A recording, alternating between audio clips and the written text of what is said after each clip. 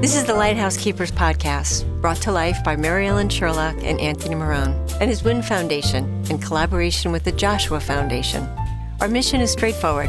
In a world often focused on the individual, this podcast seeks to shine a light on the remarkable collective spirit of humanity.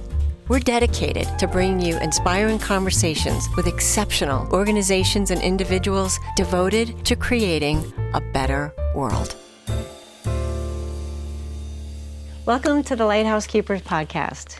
Today we are so excited for you to meet Jenna Bradshaw-Vitale. Jenna, thank you so much for being here. Hi. Here's a little shout out. Jenna, Anthony, and I have a past history together, so we are authors. But I need to tell you guys, Jenna is a 2-time cancer survivor. Yes. You heard that right. And now you are the author of the Survivor Story. Mm-hmm. You are the creator of the Holistic Human Performance. Yes. You own your own podcast, and you're inspiring people everywhere you go.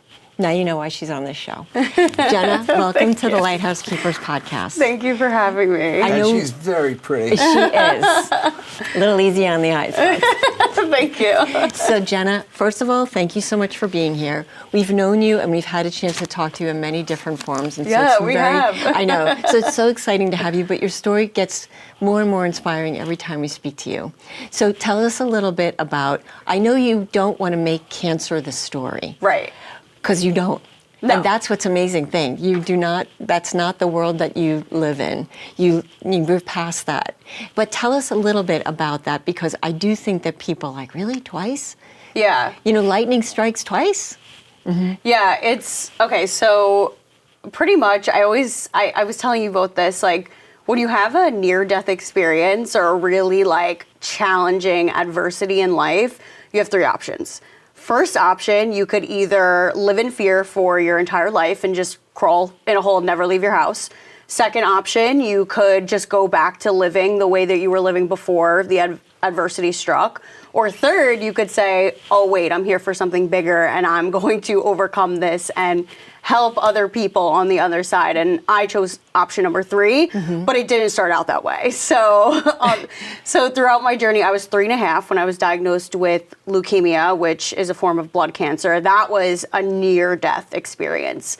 Grew up in a very healthy, fit, holistic family. So it's Your in mom my was blood. like a coach, wasn't she? My mom has been coaching Yeah. for, oh my gosh, we have a family fitness business, which is over 35 years now. And, she coaches track and field. Both my parents do for 17 years. And so I just grew up in a very sporty, healthy environment. Mm-hmm. It was always movement and health is number one. Right. Which I'm so grateful for. Yeah. And, that really set me up for success. Mm-hmm. So along this journey, I knew at age 10, when I was over that hump, which was around age 6, I could say I was, going back to school. Ironically enough, the teacher had told my mom that I wasn't able to read and I needed to be held back. Wow. But ironically enough, I've written books and I'm an author today. So that's kind of funny. The synchronicities just keep on rolling. My mom was like, nah, she'll be fine. She's good. Yeah, she's all right. So, that kind of set me up for success. Played lots of sports. At age 10, I knew I was not going to be sitting behind a desk. I was a very active kid. And then come along into college, I studied exercise science, ran track and field, and adversity struck again. Age 20, didn't know it at the time, but I was diagnosed with thyroid cancer. Wow. And this is kind of where the story changes, where I really started to acknowledge and listen to my intuition. And I had the option once I had to undergo surgery, basically. Mm-hmm. I was in the process of finding different surgeons and doctors to handle this. And this is a very pivotal moment. There were 2 different doctors. The first doctor said, hey, we're going to take out your whole thyroid. Now, mind you, I'm 20 years old. We're going to take out your whole thyroid. You're going to go on radioactive iodine, and then you're going to be on medication for the rest of your life. And I literally looked at the doctor and I said, that's not going to work for me. And he was pretty dumbfounded that I said that. And he was like, well, what are your other options? And I told him who else I was going to see. And ironically enough, he studied under this doctor. No kidding. Yes. So went to go see this second doctor, and very conservative in nature. Again, intuition strikes again. this doctor is speaking to me, and I immediately knew. I was like, this is the guy for me. This is the one. And he said, you're young. If you take care of yourself, you could function on 1/3 of your thyroid without medication. So I underwent the surgery where they took out half of the thyroid, so I still have the remaining half. No radioactive iodine and no medication, and it's been 12 years. It'll be 12 years in June. Wow. Actually. What a story. It's just an amazing story. I mean, it's just, again, the continuation of, like you said, lightning strikes, but I'm going to stay true to my path. I want to stay true to the health. I think I can, persevere. The lighthouse keeper. A lighthouse keeper. The devotion, the dedication, the resilience, because I'm sure. Resiliency is key. Wow. It is key. Because you know what? I think there's a lot of times when you're going through the adversity that you go through, a lot of people, and no judgment about that, it's probably human nature for people to fall sad or victimized or depressed or fear or despair. Yeah. So to stay positive, second time around, you're just like, I don't know. I thought God's supposed to give it what it can handle. I think It's I'm a all set. lighthouse. This girl's a lighthouse. Yeah, I think I hit my quota. So I'm done. Yeah, exactly. But you weren't. And not only that, did you persevere, but then you decided that's exactly what my purpose is going to be in life. I'm going to help other people do it the way I did it. So tell us a little bit about, so one, you did the book. Yes. So so throughout the non-reader is now an author. So then I was forced to figure out things on my own because, you have surgery, okay, bye, see ya. Yeah. You get your checkup one time a year, okay? Yeah. And then you have to figure out, how do I take care of myself? What is the thyroid? How do I, all this research. So you become your own patient advocate, of course. And so I learned Eastern medicine, energy medicine. I learned about, spirituality and just really the things that would help me, herbs, natural medicine, homeopathy, and just all of these things that would eventually help me along the journey. And so much that I became certified in them. And sound healing, all the modalities that truly helped me heal on another level that you are just not taught. Right. You're just not taught these things. Exactly. Okay. So come forward, I have all of this information and knowledge and experience, and I'm like, this was in 2020, and I went for a routine checkup, and this is, again, adversity strikes, and this is where the book came into fruition, and I left the appointment in tears, and it ended up being totally fine, but they, we think we found something, and it was just a nightmare situation. Hysterically crying in the car, having hyperventilating, and within that moment, just a sense of peace washed over me. Wow. And just this download came to me, you're gonna write a book about this. And I'm like, what? What? Yes. And from there, I kind of let it marinate, and then everything ended up being fine. And I said, okay. And then 2020 rolls around. I had applied for a speaking event, and I got denied because it was all about holistic health and cancer, and So I looked at the presentation that I had, and I looked at each slide, and I was like, oh my goodness, these are the chapters to my book. Incredible. And in that moment, I literally pulled up a Word doc and I just started writing. I just went to town. Yeah. And then I ended up publishing A Survivor Story in 2021. Mm-hmm. Yeah. It was great. And that's how we met. We're all part of the Long Island Authors, Yep. and that's how we all met. And, Yes. And this is such a, did you find this interesting? Some people write a book like this. Was it cathartic? Some people like Marilyn, it was necessary. I had to get that story out there. I didn't do it for me. I did it for other people. Both. Good. Okay. Cathartic, but also I knew other people needed this information because it was things that helped me. And it's just another way to teach people how to live. You could live another way. You don't need to be in survival mode, be fearful, be scared. Because at the end of the day, that's what makes you sick. Yeah. So there's another way to live. And this was my way to teach other people, give back, and just... I kept saying the same, I was coaching and I kept saying the same thing over and over and over again. And I was like, I'm just going to put this in a book. Right. So. What's so funny? Anthony speaks a lot about his tremendous faith. He has tremendous faith in God. How much of your business would you say is on your own faith that you're going to be okay? Your intuition, your faith in whatever you deem God, Jesus, source, whatever it is. How much is your faith in just life? 100%. 100%. It was all, after I wrote the book, I said, there's more. I didn't know what it was, and I started to just, speak to different people about it. I knew, like, the entrepreneurship, the spirit was always in me. I come from a family of entrepreneurs, and I knew that this was going to be something I just didn't know what, and it started to just come together, and I'm like, oh my goodness, this is like what I need to create. Yeah. And so I just had faith that the right people, the soulmate clients, like, this is my purpose, and Yes.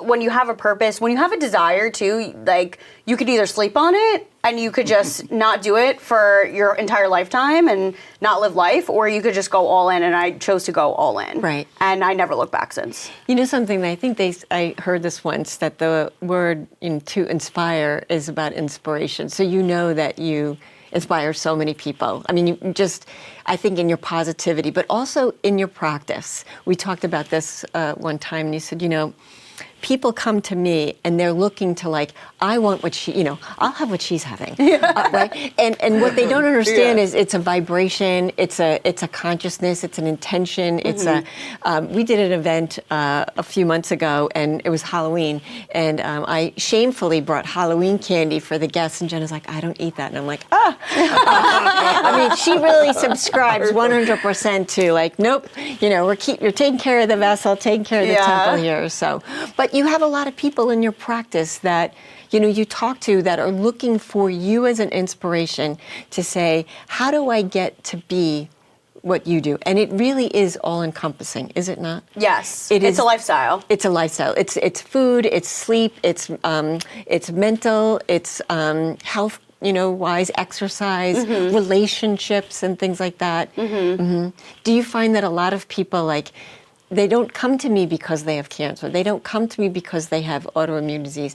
They come to me because I'm sort of a life coach. Yeah. That's absolutely what it is. Wow. Definitely, absolutely. And they know that deep in their soul, there's another way to live. They just don't know how to get there. Yes. Wow, God bless. Yeah. It almost seems, when you're watching TV and the woman is on TV and she shows the before and after, like, could it really be that simple?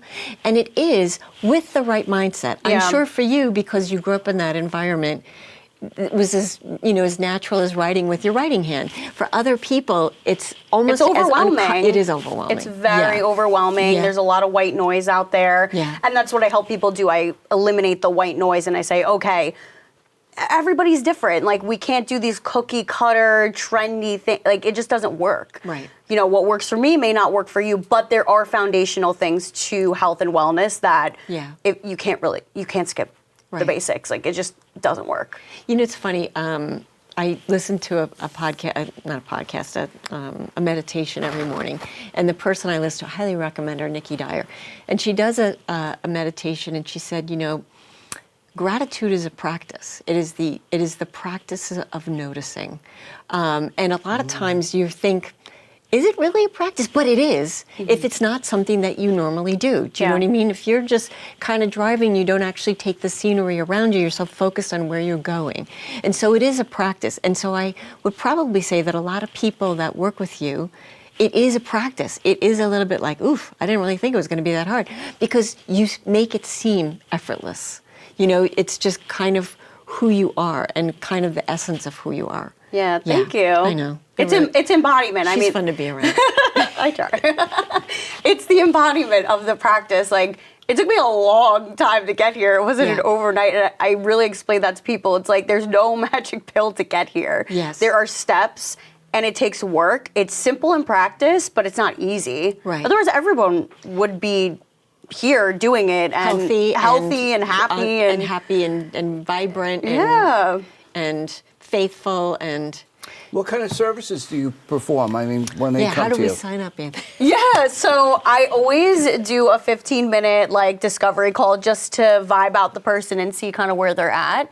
But I offer one-on-one coaching, and also I literally just launched an app, which I'm so excited about. Yes. And what's cool about it is with the coaching, you have access to this app because I don't know about you, but just having mentors and coaches and these people throughout my life, some were good, some were not so good.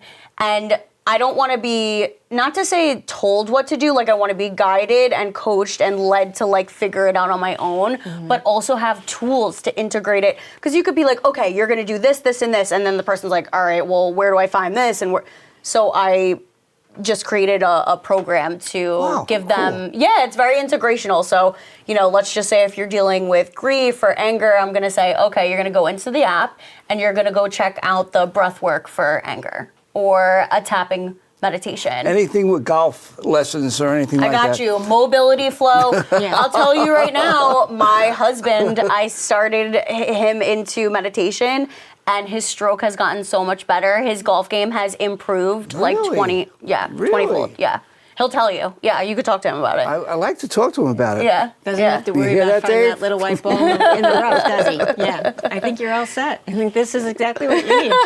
Inspiration. Sounds wonderful. Yeah. It's a lifestyle. It's not, do this for 30 days or, do this for, 3 days. It's no, like you're going to take this and if you're not ready to change your life, I'm not your girl. Right. That's just what The it hardest is. thing is for them to make that one call. That's it.